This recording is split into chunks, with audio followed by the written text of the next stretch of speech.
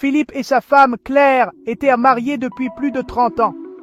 Ensemble, ils avaient traversé les tempêtes de la vie, la maladie de leur fils, la faillite d'une entreprise et même les blessures profondes des paroles dites trop vite.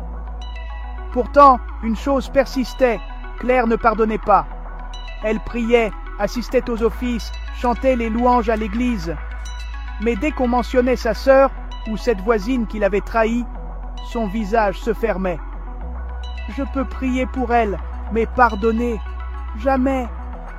Philippe, lui, priait en silence pour que son épouse apprenne un jour à relâcher le poids qu'elle portait. Un soir d'hiver, alors qu'ils rentrèrent d'une réunion de prière, un accident tragique emporta leur voiture dans un ravin verglacé. Tout devint noir. Ils se réveillèrent debout, main dans la main, devant un pont de lumière, suspendu au-dessus d'un fleuve d'éternité. De l'autre côté, une cité rayonnante, paisible, comme un champ sans fin. Un ange s'approcha.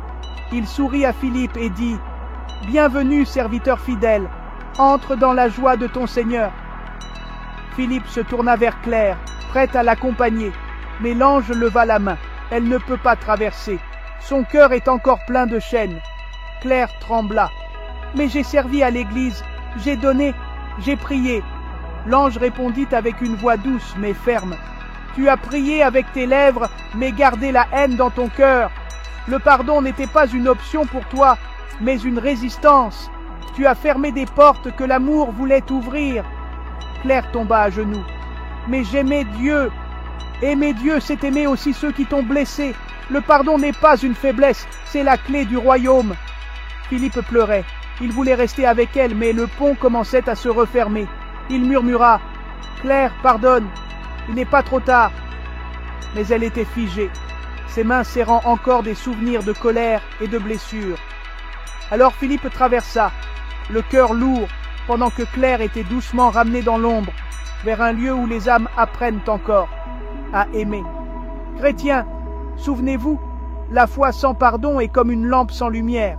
L'amour n'est pas un mot, mais une marche. Le ciel ne s'achète pas par des rituels, mais s'accueille avec un cœur purifié. Le salut est personnel, le pardon, essentiel.